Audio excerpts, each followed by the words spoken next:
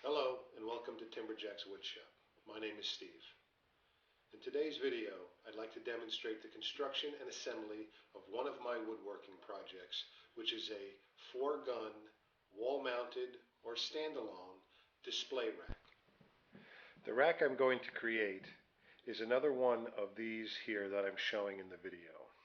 This is a 4-gun display rack. The one thing I like about this particular unit is that it is beefy in its construction, meaning the dimensions of the wood, but yet delicate enough in its design to at least be attractive to look at.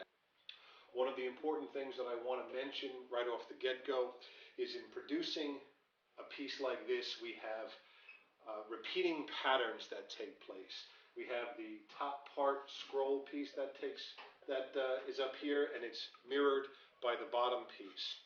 We have the side arms that are from one side to the other. When you have pieces in your project that repeat themselves, it is always a good idea to make a template that will allow you to duplicate those shapes without having to calculate them each time you want to cut them.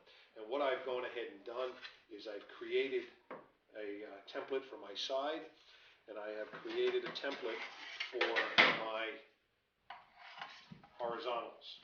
So this way I can duplicate those with ease and don't have to do all the figuring as it takes place. I've already done that with my template, so now it's just a matter of transferring into the raw wood. So what I have here is my 2x8 board, and I've laid my template down so I can trace the shape of the arm.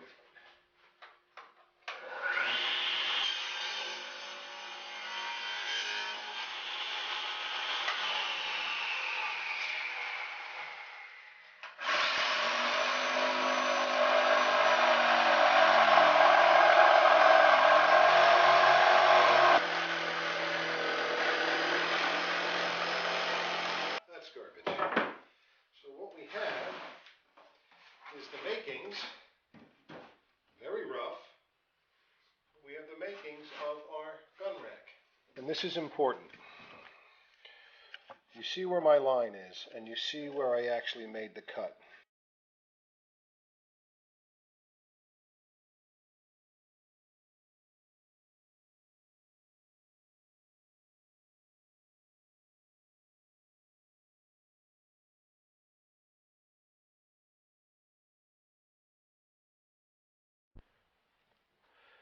Okay, so I just finished sanding this piece here on the oscillating drum sander, and this is a rough sand, and I want you to see, if you can, where my line is. I sanded right up to the line, right through here. Okay, so both of these pieces right now have been done. I don't care if you get the most expensive wood, the cheapest wood, you'll always have imperfections in the wood. And at this stage now is when you want to address them. And let me see, it wouldn't be hard for me to find the imperfections. Okay, right here, if you can see, that's a chip out on my curve. That needs to be addressed. I can't leave that like that. That's not cool. And I'll show you a little technique that I've learned on how to address them, and maybe it'll help you. It's what I call carpenter's mortar. Okay, so this is my carpenter's mortar, and it's a technique that I learned to use on how to address imperfections in the wood. So what I have here is sawdust, and if you take nothing from this video except this particular technique in your woodworking, you'll have walked away with a little bit of a treasure. So, and you can use this to fill in corners, gaps, holes, all kinds of stuff, imperfections in your wood. And what I do is I take some glue, right, I make a pile of glue, and then I take my sawdust, and I don't think you can see that. You can see that, okay. And I move it in there. So I get something like this that's full of glue and sawdust, and then I go and I look. And let's see if I can show you here what I have. Right here is a knot, and I take some of this and I just stick it in there, and what that does is that kind of fills in your spaces. You know, here, force it in, and what this does when it dries the same color of the wood. It's made out of the sawdust of the wood, and it just kind of all blends in. I take my little spaces and I just kind of push it into the cracks. So you get the idea. So I'm going to go ahead and do this. Okay, so I have my horizontal pieces. I have the one templated out here, and I took the thickness of the 2x and I traced it out here, and then I split the 2x into just under 3/4 of an inch. I know on the video I said that they were 1/2 inch, but they're 3/4 of an inch, so make that adjustment on your notes if you took any. So these are the templates cut out.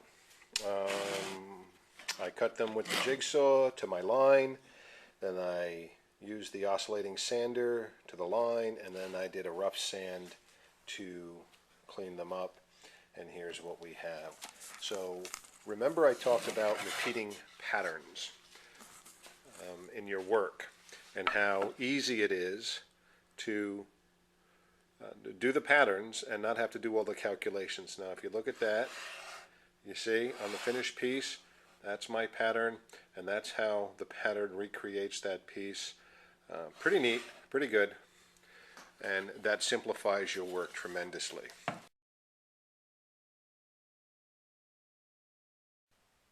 The next step that we'll take is putting a routed profile on these pieces, very much like this here, if you can see on my finished piece. A nice routed edge here, a routed profile edge here, here, and down here, all throughout the piece, just to kind of link it all together. This is a 1/4 round over bit, and I've put one, I have several of these, so I put one in my router, and I'll be routing the profile. I just wanted to show you quickly, I adjusted the router bit so that it was about 1/16, and I have my new cut and my old cut, and they are virtually identical.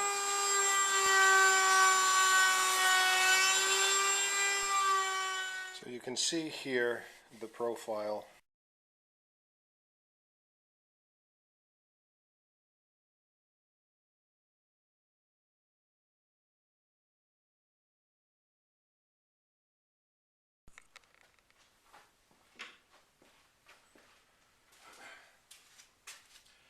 All right, here's another issue, and why it's good to make your templates.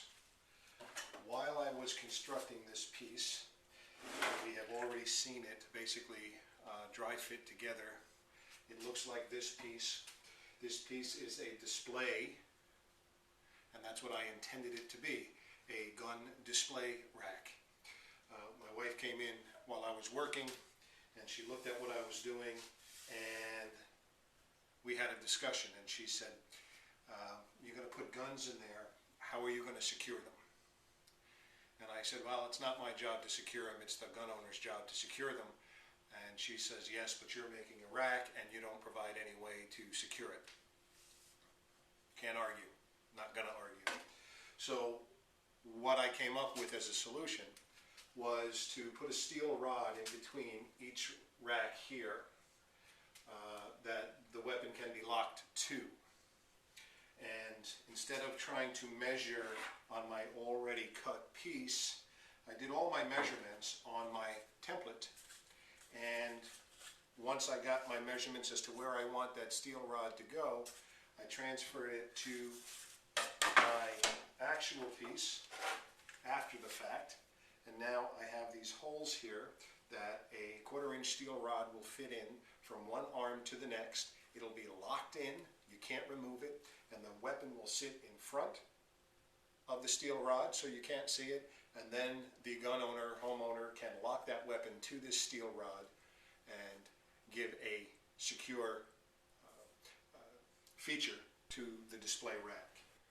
This is the piece now with the steel rods in place for each section of the guns. This time it came out right. Now I want you to see what I do here. Inside here is the screw. It is recessed about 1/4 of an inch, and this opening right here is about 1/2 inch.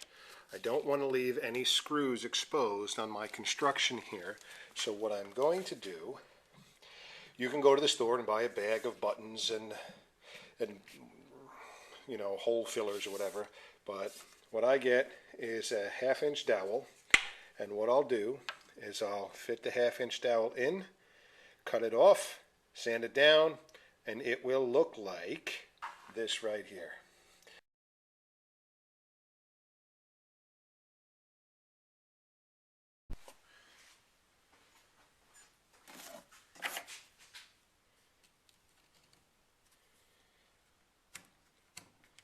Mark it off a little bigger than you need.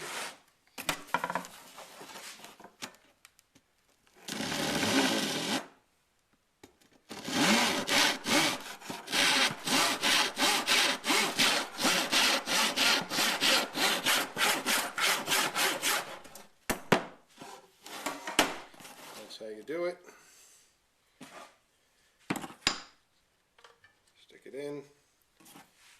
You can put glue if you want to. I don't. That'll be fine. Okay, and that's how I'm going to do the next 3. All right. And now when you look down, you can see it's nice and smooth. It's a different color. It gives it a nice feature. So there, you can see that. I'll do that for all of the 1/2 inch dowel holes. So as an added feature here, I added this little side piece, little decorative piece, kind of give it a in and out feeling here, and it also hides that one screw that holds the shelf in. And I also splurged a little bit and decided to put a decorative piece up on top. I think that circle needed something, so I went and did that. Didn't make it. No, I bought it. I don't have a CNC machine or a stamp press machine that I can make those shapes with. So, but overall, see, I can't back up enough with this video to actually get the whole piece in. I'm looking at a small screen here.